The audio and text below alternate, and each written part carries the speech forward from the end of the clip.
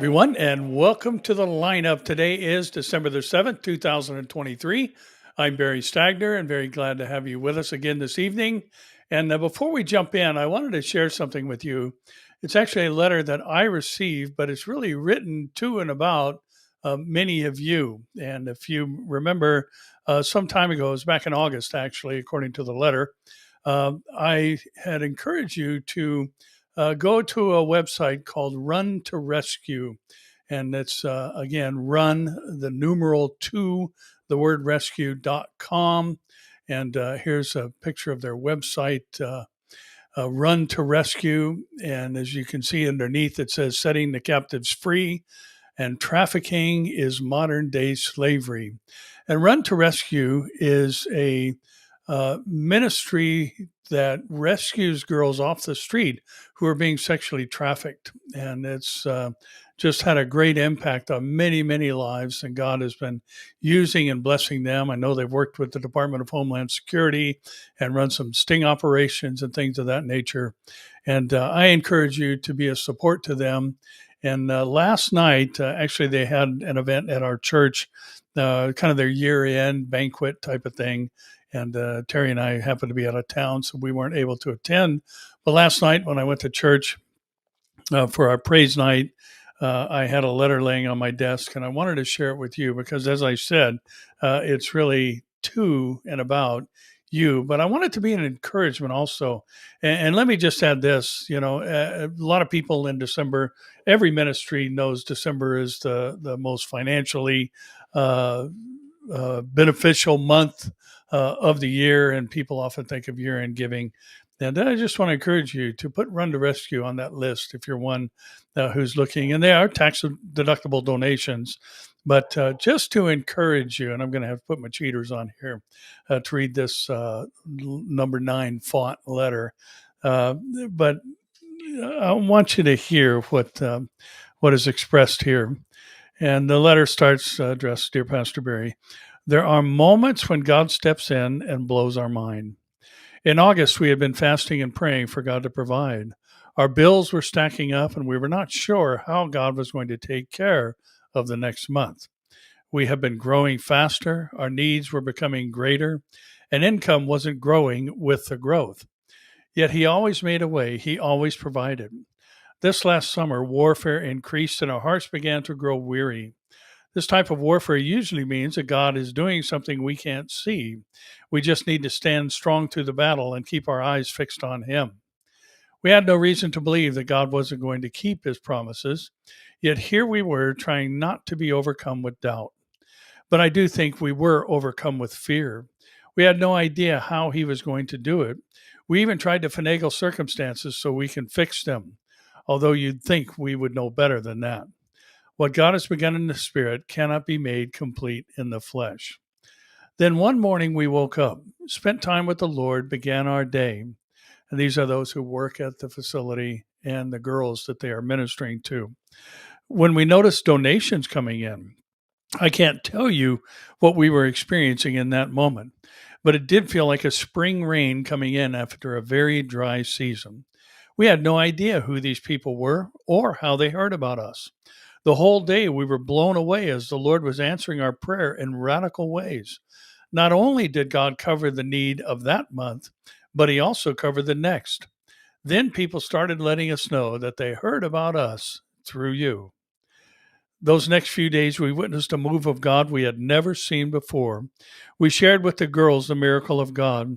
We always tell them they are living in a miracle. And our house broke out in praise to the Lord. Pastor Barry, thank you for sharing about what we do. Never have we had anyone do what you did. In that moment, we felt the Lord's love over us. It touched us deeply, and we are truly grateful.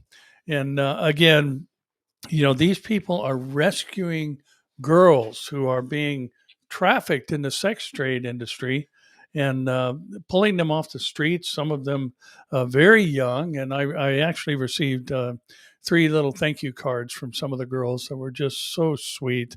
And one shared just a wonderful verse that I came home and I read it to Terry. It was super timely for us, the verse that she shared with us out of Isaiah. But these are girls that have nothing, and they're when they're rescued, they have what they're wearing, and that is all that they have. And so they're just the needs are just incredible, and they're taken into a home where those who are hosting them and those who are caring for them love the Lord and want them to come to know Him as well. And one of the little notes I got from one of the girls is that she was 15 when she was pulled off of the streets by this ministry, and this coming month, she's going to turn 18 and graduate from high school. And it never would have been possible if it wasn't for your generosity and others like you. So again, everybody thinks about at the end of the year, what can I do, who can I help, and that sort of thing. I hope you're thinking like that, because Jesus said it's more blessed to give than to receive, and He is absolutely right, and we are to be a giving people. And again, if you'd like to help them, and I think you would really bless them, as you just heard what a miracle it was the last time we mentioned this. And as soon as I read the letter, the first thing I thought of is I got to share it with you, because you guys made this happen. We as a church financially support them as well. But, for this and just to see the timing and God's providence, and for them to see money coming in from people they've never heard of or had contact with. And initially, when I heard what had happened, I was told that the money came in from all over the world. So some of you from the Philippines or South Africa or Australia who donated to this ministry, thanks to you. And it just blew their minds. And it was such a great thing that God did through you. So again, that's run, RUN, to the numeral 2, rescue, RESCUE.com. And I know they would be blessed by a year-end gift as well. So again, just thank you for responding. And I was blown away that you guys jumped in the way you did, and not only met the needs for the month that they were in and worried about and praying about, but also took care of all of their needs for the next month and then beyond. And actually, they gave me a book with some pictures in it of some of the things that the girls, their faces they're either, from the pictures are from the back, or their faces are blurred because, some of these are running from someone. And so it was just beautiful to see all that your gifts and others like you provided for these young girls. So and pray for them. And it's interesting, if you look in Revelation 18, when Babylon is destroyed, one of the products that commercial Babylon was marketing was the bodies and souls of men. Slave trading is what they're talking about in Babylon, and there's plenty of that going on in our world today, including those who are in the sex slave industry, so to speak. So again, run to rescue. Well, let's get on with our stories. And I thought we'd start with something kind of positive. We alluded to this. I talked with Amir about this when he was on with us a few weeks back, and he bore witness to it. And actually, I was out yesterday recording a program with Pastor Jack for the Real Life Network, and he had Daniel Cohen, who is from Newsmax, and he's stationed in Jerusalem. And he was sharing about this same thing. So I thought I'd start with this story, and it comes from the Jewish News Syndicate. And the headline reads, Jewish Great Awakening follows October 7th terror attacks. And those who experience the trauma of losing a friend or loved one, or seeing them injured in a violent conflict, often become more religious, according to research that the US, Canadian, Czech, and German researchers published in early 2019 in an article called War Increases Religiosity. Earlier this month, a Chabad spokesman told JNS that amid a Jewish awakening of the soul, there's been a global shortage of tefillin, or phylacteries, the wraps that they put on their arms and on their forehead, and mezuzahs. A mezuzah is a little box that contains the Shema that you put on your doorpost. Some of them very simple, others very jeweled. Since the Hamas October 7th terror attacks on Israel. Of 211 Chabad rabbis who responded to a poll of its U.S. emissaries 3 weeks ago, 98% saw their communities increasing religious observance, 86% recorded increased attendance at prayers and events, and 93% noticed more communal interest in connecting with fellow Jews. In 86% of Chabad communities, people felt more strongly connected to their Jewish identity. And further anecdotal examples and observations of clergy suggest that a Jewish religious awakening is underway. And posts on social media indicate that Jews worldwide are taking on more religious practices, including affixing mezuzahs to doorposts, donning yarmulkes or kippas, or wearing a Star of David, donating to charities, lighting candles for Shabbat, making blessings before eating, and keeping kosher and avoiding slandering others. Others have been studying Hebrew, wrapping themselves in phylacteries, reading the Psalms, studying the Torah, and praying more regularly or with increased intensity. And Chaim Waxman, a professor of emeritus of sociology, and Jewish studies at Rutgers, the State University of New Jersey, told the Jewish News Syndicate, it's not uncommon for people to take on a more religious practice amid periods of crisis or traumatic events. And it's interesting because this is what Hosea 5:15 tells us, that in their affliction they will seek the Lord, speaking about the Jews specifically at the time of their return. And thinking about Judaism, and it's not an obsolete religion in the sense that it is the root of Christianity. And if you're going to, and I think there are those. Shoot, his name escapes me. Ken Ham. I heard him do a talk one time when we were touring the Creation Museum and the Ark Project before it was actually built. He was saying, we almost have to become Jews before we can become Christians, in the sense that we have to understand the Old Testament. We have to understand that, we don't detach from the Old Testament. The Old Testament is just as living and powerful, even though it records history and fulfilled prophecy. There's still unfulfilled prophecy in it. It's just as alive as the New Testament. And yes, it was written to the Jews, and yes, we've been grafted into the Jews. So, I think we should look at this with a sense of excitement, because the truth of the matter is, if they are returning and beginning to look to the Word and experience the things that they've been told to do, remember the King of the Jews is not just the Holy One of Israel, but he's also the head of the church. And so this is a good thing. This is an exciting thing to see that, they're at least beginning to show some interest in the root of Christianity. And, once they get plugged into what the Old Testament is saying,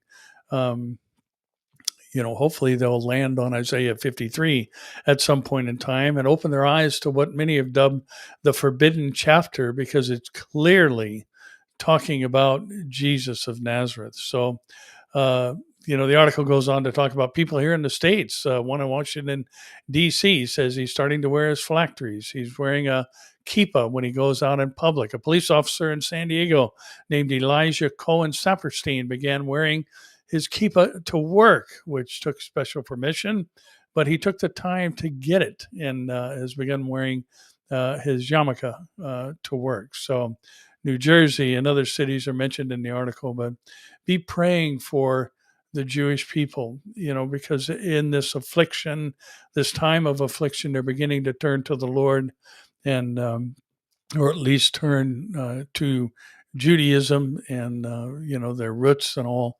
Again, the grafting in of the church and Christians to what the foundation that was laid in the Old Testament is just a beautiful thing. So be praying for the Jews to come to faith in Christ. And we have to remember, there are those out there today who teach what's called dual covenant theology, which is a belief that the Jews can come to the Lord one way and the Gentiles come through another way, specifically Jesus. No, Jesus told Nicodemus, you must be born again. Nicodemus was one that Jesus himself called the teacher of Israel. And he, rebuked him for saying, you're the teacher of Israel? You don't know this? So the Jews need to be born again. So we need to be praying that not only do they return to the foundation of their religious belief system and identifying as the chosen people of God, but they would come to the Mashiach ben David, the Messiah of Israel, Jesus Christ, the King of Kings and Lord of Lords. I-24 News is reporting that Gaza residents dare to openly condemn Hamas. An elderly woman criticized Hamas on an Al Jazeera broadcast, saying, "All the aid goes underground," while another insulted Yahya Sinwar on local radio, the head of Hamas. In a rare public display of anger, residents of Gaza are daring to appear on local media and openly condemn Hamas. The IDF spokesman in Arabic, Avikai Adris, spoke to X to share two recent examples of Gazans criticizing the terrorist organization that rules the enclave, blaming it for the dire humanitarian situation. I wish some people in the world would pull their head out of the sand and realize what's going on there. And these are people living in the Gaza Strip who are blaming the humanitarian crisis on Hamas. And in one clip, the elderly woman who had been evacuated to southern Gaza was asked by an Al Jazeera correspondent to describe the humanitarian situation.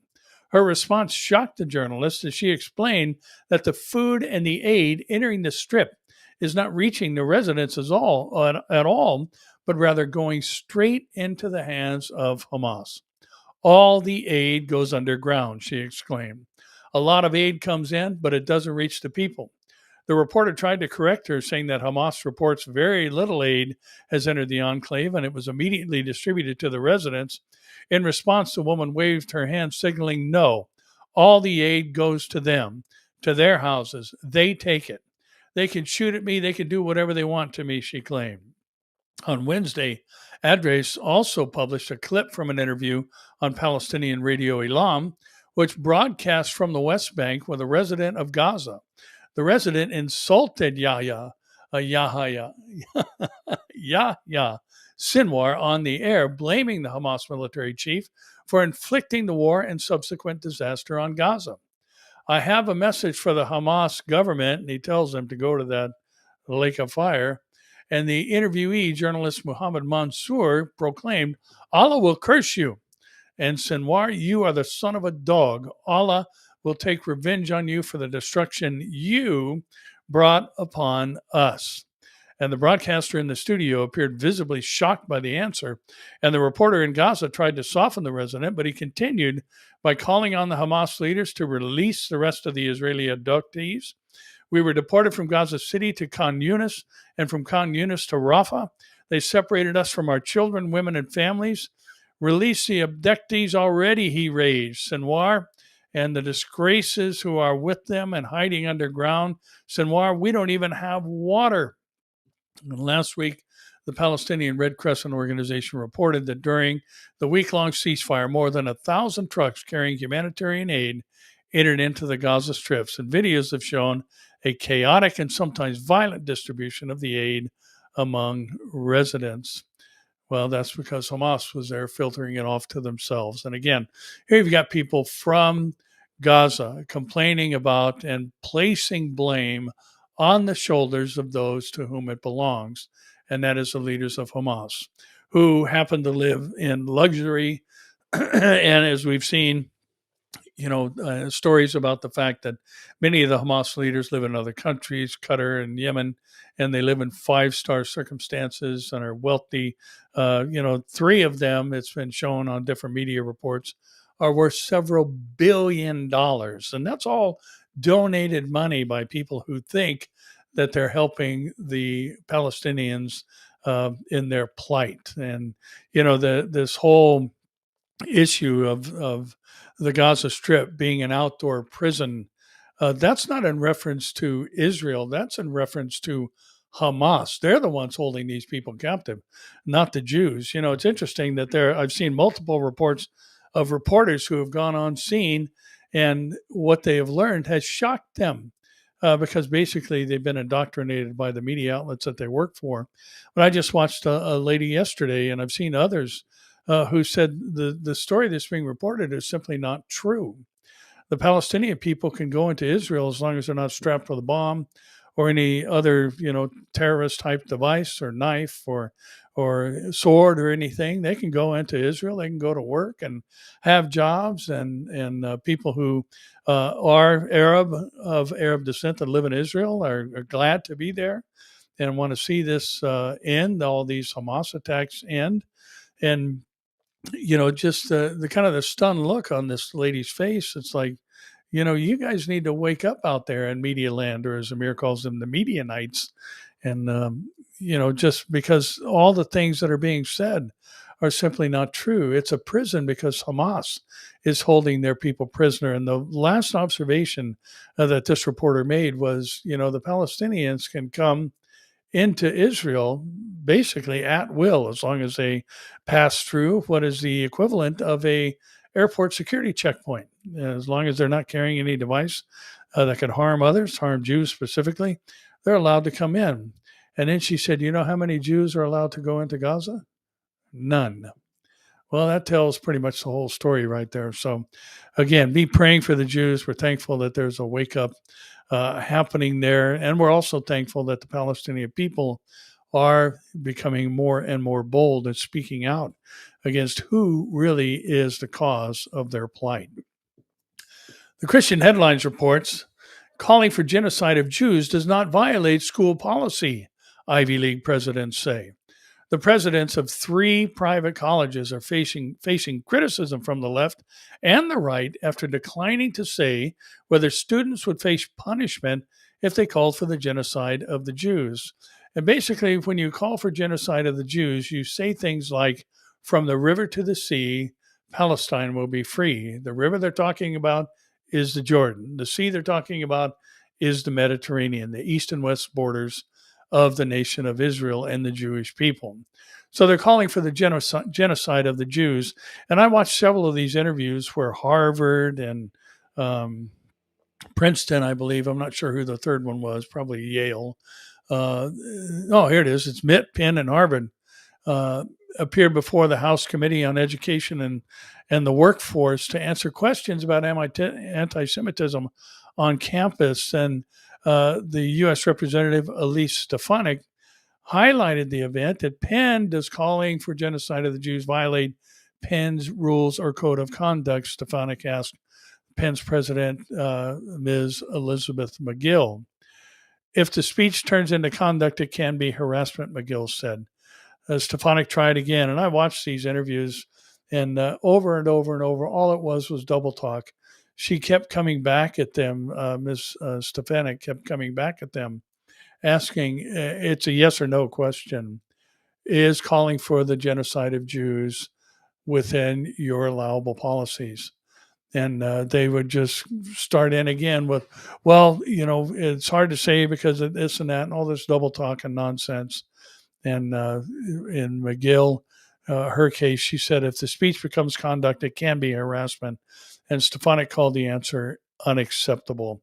She questioned the president of Harvard, then the president of MIT, and she said to them all, these are unacceptable answers across the board. And the leaders of tomorrow are being educated by schools that refuse to condemn calls for Jewish genocide, she said. This should terrify everyone. And those who permit supporters of murder and rape to spew their evil freely on campus do not have the moral credibility to educate anyone.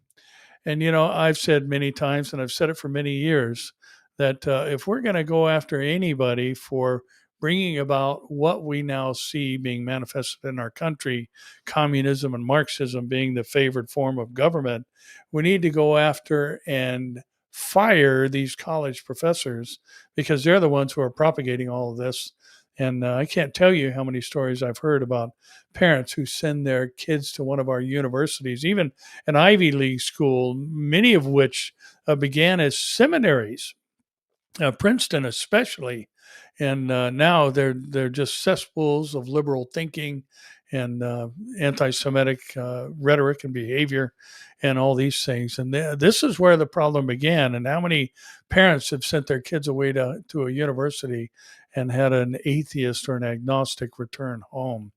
and just incredible the things that we've allowed to go on in our country, and we've allowed things to be taught that violate the Constitution. You don't have the right to condemn the United States and all this, and our Constitution, which happens to be the oldest, long-standing Constitution in the world at this point in time. And yet, we're being told that our students are being told that America's evil, capitalism is evil, free market trade and all that are evil. And, this whole, egalitarian thinking, everybody has to have the same thing. It's unfair that people work harder are rewarded more, just because somebody doesn't work as hard doesn't mean they shouldn't make as much, and all this other nonsensical thinking. And I think we covered a story even last week about the fact that a Big Mac meal is now $18, and why? Because people are being paid a salary to flip hamburgers that is equivalent to somebody that has got an education and pursued a job in the field of their choice. So it's just incredible what's happening in our world today. And by the way, all of this tells us that Jesus is coming soon. Boy, we cannot forget the fact that we are living in a season of history that is unlike any other before in the history of the world, quite literally. The Jews have become a nation again. They're back in their national homeland. God brought them back because outside of the homeland, his name was being profaned by their presence in the countries where he scattered them to. So he brought them back for his name's sake. Check Ezekiel 36:20-22 if you need to verify what I just said. Now, one of the major players, potentially even the major player in the Ezekiel invasion, the nation of Turkey, headed by Tayyip Erdogan. The Times of Israel says Erdogan warns Israel of a very heavy price if Hamas members are harmed on Turkish soil. Turkish President Recep Tayyip Erdogan warned Israel on Wednesday that Israel would pay a very heavy price if it attempted to eliminate Hamas members in Turkey. Erdogan's warning came several days after recordings were revealed of the head of Israel's Shin Bet security agency saying Jerusalem is determined to kill leaders of the Palestinian terror group in every location around the world, including in Lebanon, in Turkey, in Qatar. Following the publication of the recordings, Ankara warned Israel on Monday that there would be serious consequences if Hamas members were assassinated on Turkish soil, a threat that Erdogan underscored on Wednesday. They do not know the Turks. They don't know us.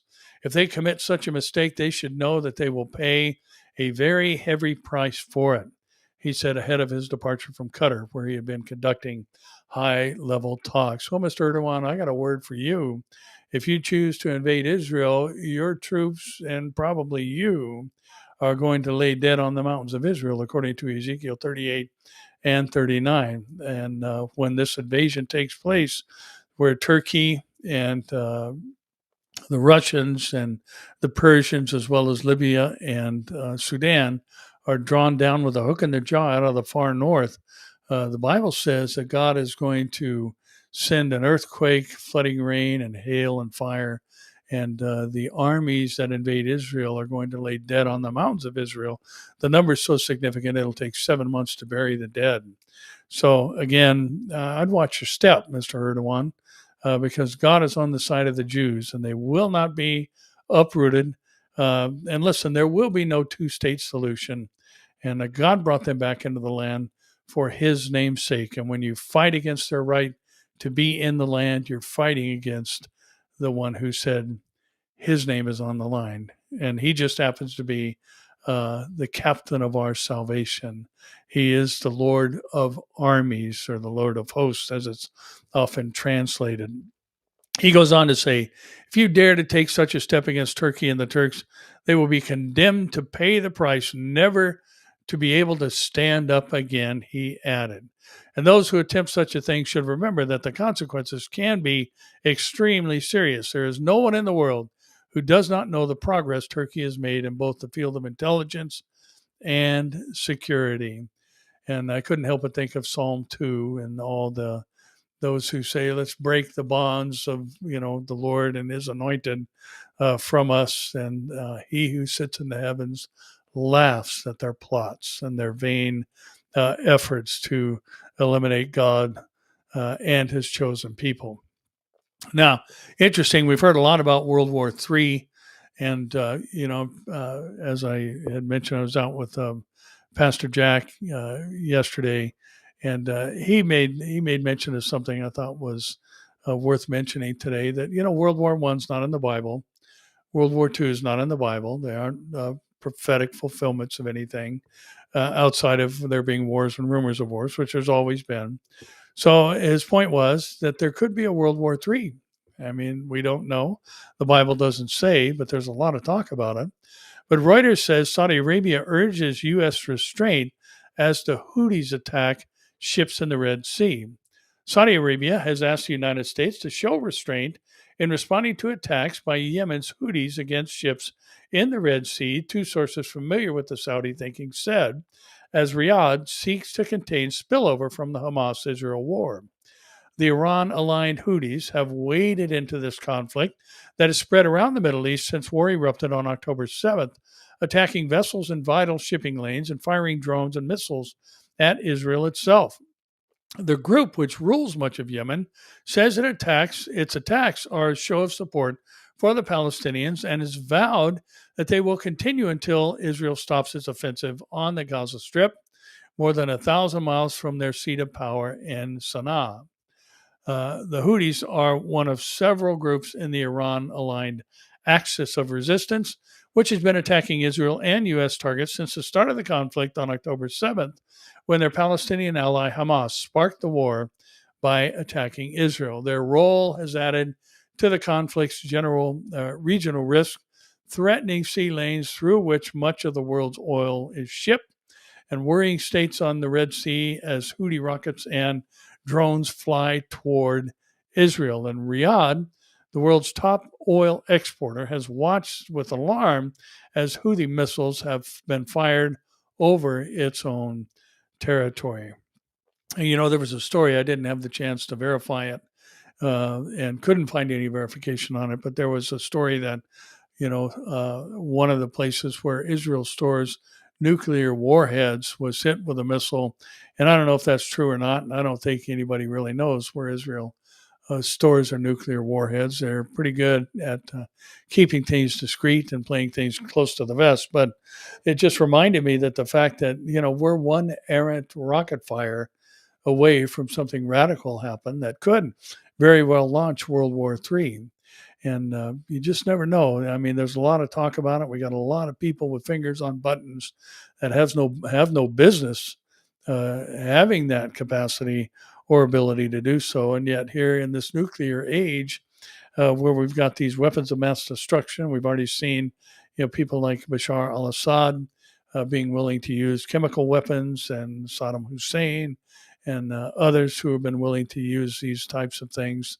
And, we've got people that have capacities for a nuclear exchange that are very dangerous people. So, we don't know it. The Bible doesn't say there's a third world war, but as Pastor Jack pointed out, it doesn't say there's a first or a second either. So this could escalate. And I think the legitimate concerns, of the Saudis is obviously financially motivated.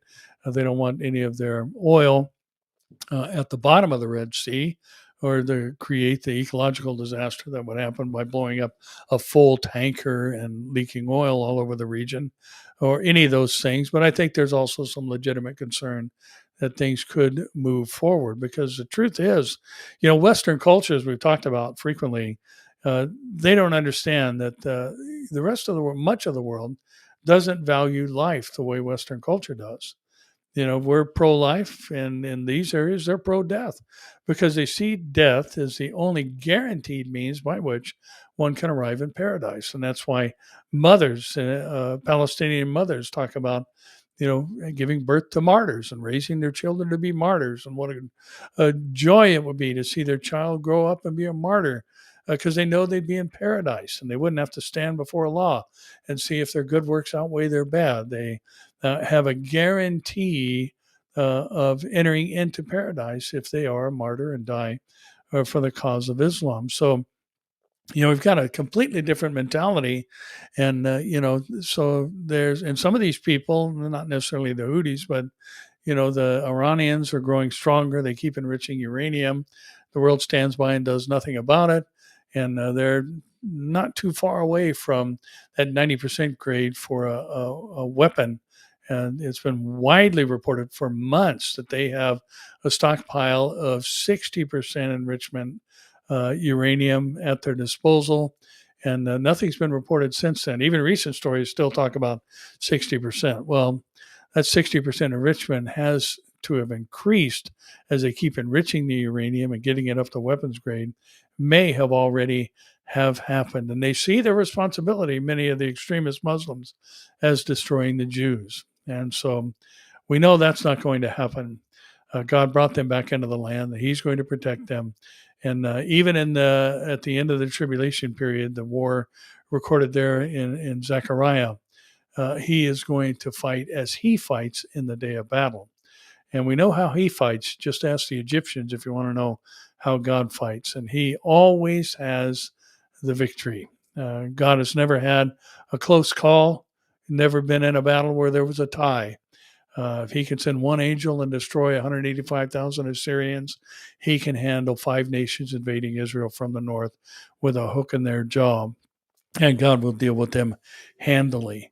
Now, another story we talk about rather frequently, and there's just a constant flow of these stories, even as we've seen, pretty much a couple times a week of late, we've been seeing stories about volcanoes and super volcanoes. We've been talking about the Long Valley caldera here in Mammoth, California, as well as Yellowstone, the stories that have been running now for several years about the release of helium-4 gas from Yellowstone in concentrations that are distinct from the normal release, that is in a volcanic area, and which tells them that, there's movement underground, there's magma movement underground. The concentrations of helium-4 are heavy enough to indicate that something is happening in the soil or under the soil. So lots of stories about that. We're hearing, about bizarre weather happening all over the world. And, the Bible also tells us in Mark 13, 24 and 25, in those days, and this is Jesus speaking, after that tribulation, the sun will be darkened and the moon will not give its light. The stars of heaven will fall and the powers in the heavens will be shaken. Now, we're not talking about now, but we are seeing things just like many of the other things that are happening that will be fulfilled during the tribulation. We are seeing some rather interesting potential precursors to the fulfillment that will happen during the tribulation. Just kind of like we've seen, this increase in earthquakes, the frequency and intensity of them growing stronger and stronger in recent years. Now we've got all kinds of weather anomalies happening, and remembering that, the word translated as earthquakes in Matthew 24, 3-8, seismos, isn't limited to geological events. It can also mean an atmospheric event, something that happens that can be translated actually as a gale or a tempest. So it could be representative of a storm. Now we're hearing about atmospheric rivers and all these things, and there's reports of, we'll talk about a couple of reports here in a moment. But we also know there's going to be signs in the heavens. The powers in the heavens will be shaken. That could have an implication of, the fallen angelic realm and things of that nature. But also, we're told about the sun and the moon specifically. And I thought this was an interesting story. Now, these things happen, no question about that. But I think it's just curious that we're seeing it to this scale. Now, listen to this headline. It comes from Science Alert. Gaping hole in the sun bigger than 60 Earths just blasted solar wind right at us. A giant hole in the atmosphere of the sun, more than 5 times larger than the diameter of Jupiter, is unleashing a powerful wind that's blasting through the solar system. And I thought I had a picture of that for you to have a look at. But apparently, let me see if I can find it. Bear with me here a moment. And just have to grab that. And there's another measurement that we'll have here in a second that I'll mention that will give you an idea of the scope of this thing. And okay, where'd you go?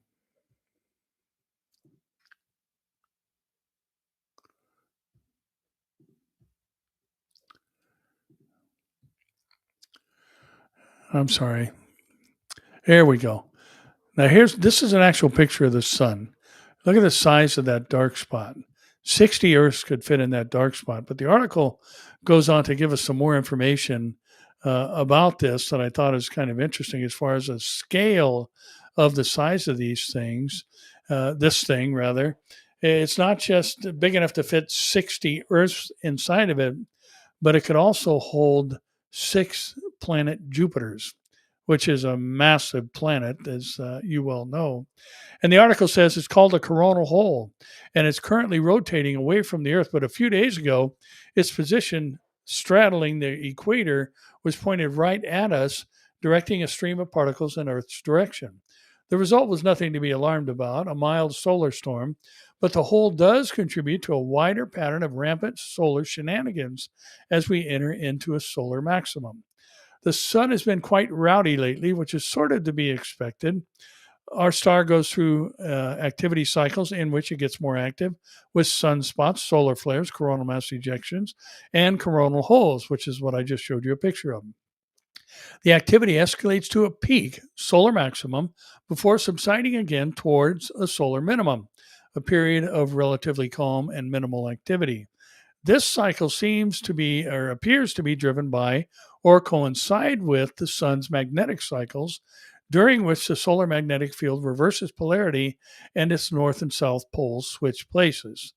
There's that polar axis shift that we often hear about that the Earth is going through. And, we've been talking about the fact that true magnetic north has been moving and it's moved some 600 miles since 1838, but its speed of movement has escalated greatly in the past 2 to 3 years. So here you've got the sun potentially moving into a pole shift where the north and south switch places or reverse polarity. And the Earth is having its own changes in the magnetic field. And what that could mean, who knows? But what we do know is that in Revelation chapter 16, the sun is going to be given the power to scorch men's bodies. And I believe that this is a coronal mass ejection that bombards the Earth and with negatively charged ions that are radioactive and breaks down the Earth's magnetosphere and cause radiation burns on the backs of men. And then in Revelation 16, we're told what follows is a darkness that's so dark that it's painful. And if you consider a burn and then cold after that burn, what happens when the weather is cold or you're below freezing or close to it? Your skin dries out and begins to crack. And we're told in this darkness that people gnaw their tongues because of the pain, which could imply that these burns are now aggravated by the fact that the humanity's skin is so dry that it's cracking and very, very painful situation. But we're told solar flares and coronal mass ejections are eruptions often associated with sunspots. And now here you've got a sunspot the size of 6 Jupiters, it's 5 Jupiters and 60 Earths is the size of this sunspot. And a coronal hole, by contrast, is a large region where the solar magnetic field opens up. They can't be seen in optical light like sunspots, but when we look in ultraviolet wavelengths, we see huge dark patches that are dimmer than their surroundings because they are cooler. And the position of the hole on 6th of December, seen on the right side of the sun, which I just showed you a picture of, and because is a sunspot complex that could unleash eruption. So we're going into an 11-year cycle where the sun is already displaying massive dark spots, and because of the potential field reversal and all of that, we could see the end result being particles and plasma being pushed out into the solar system. Some of that could be pointed at the Earth. So, again, super weather measured this around 500,000 miles along its longest axis, and Jupiter's diameter is around 140 kilometers, and the Earth is 12,742 or 25,000 miles.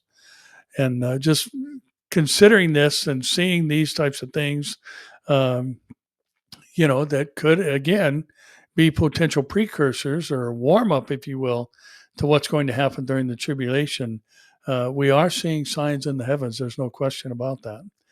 And now we've got, pardon me, my computer's acting up. The Hindustan Times reports multiple M-class solar flares erupt on the sun, triggering radio blackouts on the Earth, reveals the National Oceanic and Atmospheric Administration. NOAA. 3 separate solar flare eruptions have occurred in the last 24 hours, sending extreme ultraviolet radiation to the Earth and causing shortwave radio blackouts. Yesterday, on December 5th, obviously the article was from yesterday, a minor solar storm struck the Earth, sparking auroras in the Arctic circles.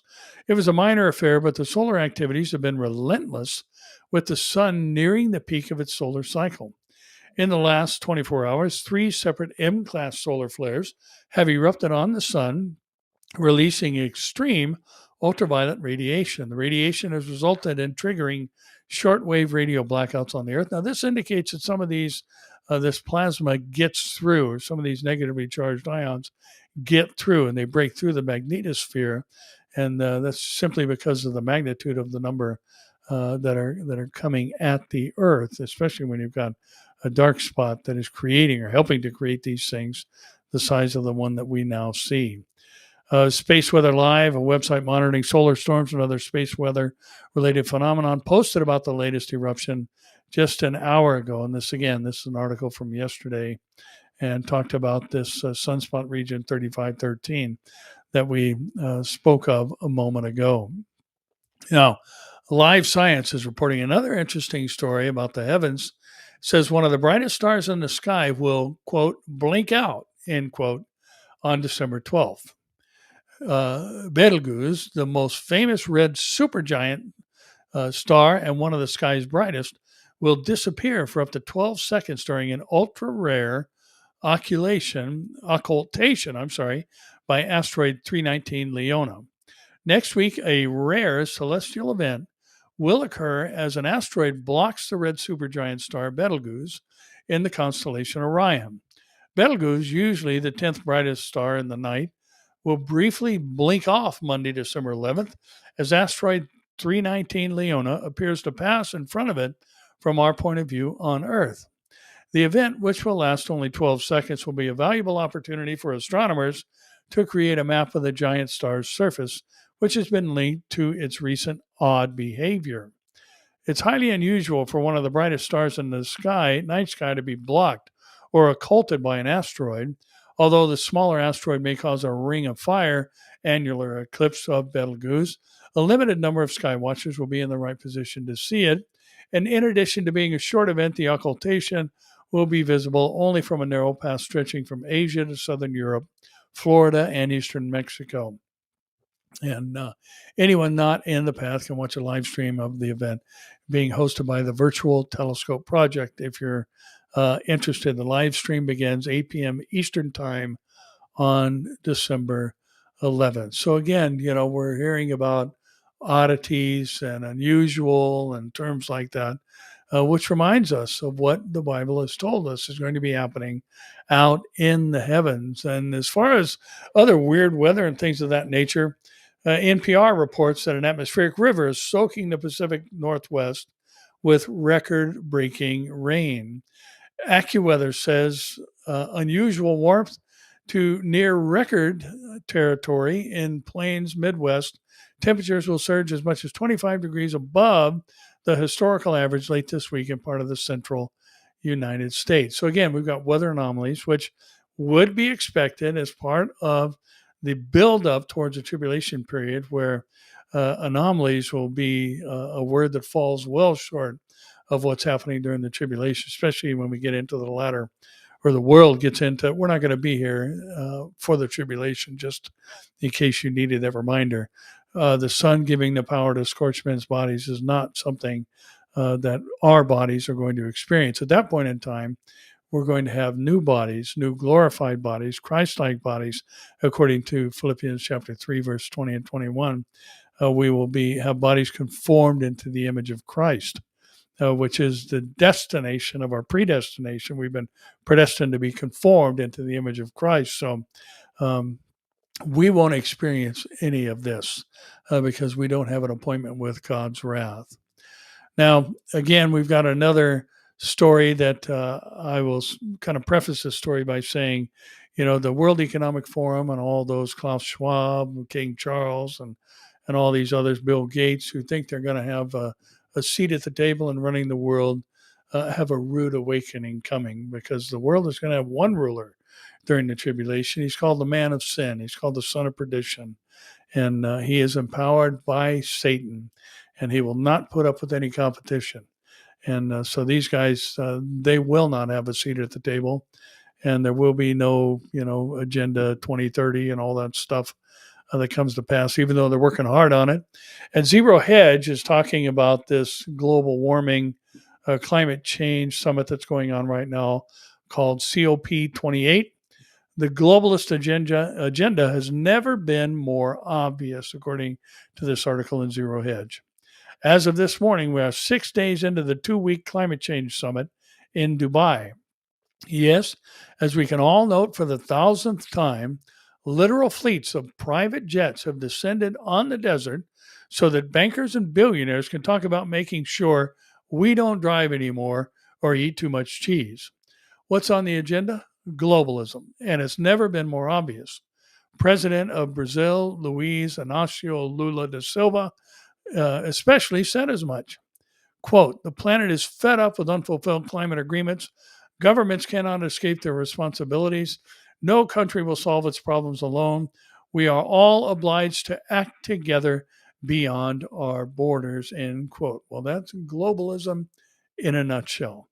And Thursday's opening remarks were predictably doom-laden, with Charles III and UN Secretary General Antonio Guterres falling into a traditional good cop, bad cop hustle.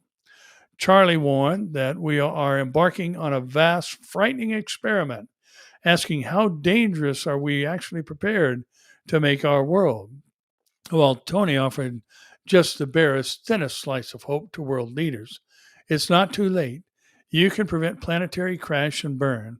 We have the technologies to avoid the worst of climate chaos if we act now. The rest of the 2 weeks will be doubtless committed to lobbyists, bankers, royals, and politicians deciding exactly how they are going to, quote, act, end quote. Or more accurately, how they're going to sell their pre-agreed actions to their cattle-like populations. They're literally telling us their plans. All we have to do is listen. For example, Friday and Saturday were given over to the World Climate Action Summit, at which over 170 world leaders pledged support for Agenda 2030. The COP28 website proudly boasts about it. On 1 and 2 December, 176 world leaders gathered for the World Climate Action Summit, signaling a new era of climate action on the road to 2030. And that would be 176 global leaders out of roughly 195 countries. So they have over 90% of the world covered. And among the agreements and pledges signed at the summit so far is the Emirates Declaration on Sustainable Agriculture, Resilient Food Systems, and Climate Action, which, according to the BBC, pledges to take aim at planet-warming food. Planet-warming food. These people are just scary. Their stupidity is beyond just something to note. It's scary. They're wanting to create food that is climate friendly, and we've all heard the stories of the cows passing gas and all these kind of stupid things that they came up with. But let me remind you of something, and bear with me here while I turn to it. And I think it's just a good reminder for us all. Now listen to this. This is God speaking. And this is Genesis chapter 8, verse 22. While the earth remains, seed time and harvest, cold and heat, winter and summer, and day and night shall not cease. God has taken the weather responsibility on his own shoulders. He's saying here the system that he has created is sustainable. And winter and summer, cold and heat, day and night, none of these things are going to cease because God has created this planet in such a way that it is self sustaining until he creates a new heaven and a new earth after these old are consumed with fire, the old heaven and the old earth that is. So, again, lots of things happening in our world. Israel has taken center stage in global news. Jerusalem is fast becoming a burdensome stone to all nations, and those who would heave it away or give it away, God is going to cut into pieces. We need to remember these things, and especially in light of just the ridiculous proclamation that Christians are joining in. From the river to the sea, Palestine will be free. There is no Palestine. And, somebody wrote me, I made mention of this on a thing I did with Amir. Where's the Palestinian coinage? And what I mean by that is, what's their currency? Go back 100 years. Do you find any Palestinian coins of their form of currency when you dig around in the dirt? Well, no, but what you do find is Israeli coinage and evidence of stories the Bible presents thousands of years ago that had happened there. And you'll find digging in the dirt evidence of an Israeli presence. I mean, come on. You've got 2 temples built there. Solomon in the 10th century BC built a temple there. That predates even Hadrian's renaming in 136 AD of the land of Israel into Palestina, the Latinized form of Philistine. And besides the fact that, Palestinian or Palestine is just what I mentioned, the Latinized form of Philistine. The Philistines were Greek or from the Aegean. They're known as the Aegean Sea people, and they're not Arabs. So the people in Gaza are Arabs. So there is no Palestinian right to the land. And I wish people would just pay attention and follow what history actually teaches, especially about this one little strip of land, which the landmass that Israel is going to occupy is going to be way, way larger than the land that they have now, and where the Lord sits on David's throne and rules for 1,000 years from Jerusalem in the 4th temple of the millennial reign of Christ on earth. So anyway, we have much to look forward to, and there's a lot going on in our world. And, one of the things that has really hit me of late is how often, you think about 1 Thessalonians 5:3, when they say peace and safety. What's the world crying out for now? Peace and safety. What happens? Suddenly, destruction comes upon them.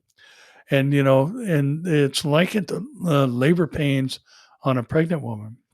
And that labor pains is the same exact Greek word used as Jesus used in Matthew 24:8, that's translated as the beginning of sorrows. Both of them are regarding labor pains. And 1 Thessalonians 5:3 implies that labor pains happen suddenly. And therefore, when we see these things just all of a sudden start advancing, I mean, think about it. Since October 7th, here we are, just a couple months later, 60 days later, the whole world has changed. I'd say that's sudden. And we went from where you didn't hear, you heard stories about anti-Semitic behavior and comments and things of that nature, but you didn't see millions of people marching all over the world, chanting from the river to the sea, Palestine will be free, basically implying the need for Jewish or Israeli genocide. So the world has changed in 60 days. And it continues to change. And we are moving rapidly, I believe, toward that twinkling of an eye experience that we're all waiting for. So don't lose hope. Don't lose heart. Let's get out there and tell people about Jesus. He's still on the throne. He is coming again. And I think that's one of the values of studying the book of Revelation, so that we would understand what's going to happen during that season of world history and the billions of people that are going to die during the tribulation period. They hate God and cry out and pray to the rocks and the mountains to hide them from the wrath who sits on the wrath of him who sits on the throne and from the Lamb. And read Revelation 6. We see that's exactly what happens at the end of the chapter. It's a God-hating world, and we're seeing that advance and by leaps and bounds. And yet, God is moving and still saving souls. He's still reaching into countries where a missionary's feet can no longer tread. We were just talking yesterday, as I mentioned, out with Pastor Jack, and there's an Iranian woman that was on with us, 20 years a Muslim, up until her college years, that was telling us a little more about the fact that the fastest growing church in the world right now, the church corporate, is in Iran. These aren't just rumors, it's happening. And so God is on the move. He's still saving souls, and he's still using people to communicate truth. And where people can't go and communicate truth, people are having dreams and visions and of Jesus and coming to faith in Christ. So Jesus is coming soon, and that's the best thing you're going to hear all day. So, well, that's it for this week. And thank you again for joining us. And please share this if you would, as anything that is conservative or Christian is often shadow banned or just basically restricted out on social media platforms. So would appreciate you sharing this. And we're getting close. Actually, I just got some samples or some of my the new book coming out. I was looking see if I had one here, but I don't. But I did get some authors' copies yesterday, so I'm excited about that book getting out there. And if you haven't pre-purchased it yet and would like to, you can go to Amazon and do so. And I think I have a little picture here. You pre-order now, the time of the signs, and it reminds me just had somebody email and say, I don't know what to do with that thing that's on the screen, the QR code. If you've got a smartphone, you just hold your camera up to it, and then when the little yellow box pops up, you touch it, and it will take you to the link take you to the location where you can make the purchase. It's just a link, basically, via the camera. And so anyway, just for any who don't know what a QR code is, that's what it's for. Well, that's it for this week. And again, thank you so much for joining us. And again, Run to Rescue, run, numeral 2, rescue.com. And if it's on your heart to give them a year-end gift, I know they'd be blessed. And I hope that if you jumped in late, go back and watch the beginning of the program and the letter I read that I just received last night from this group, and how timely the last time it was. How timely it was the last time when I mentioned them, and encourage you to be a support to them. And they were just blown away and blessed. And I know they would be at this year end. So anyway, that's it for this week. And love you all. Appreciate you. And I'm always so glad to see from all over the country or all over the world where people are watching from. So throw that out there as you get into the chat or comment online afterwards. That'd be great. Love seeing where you're from. Well, that's it for this week. So that means I'll see you here, there, or in the air. God bless you.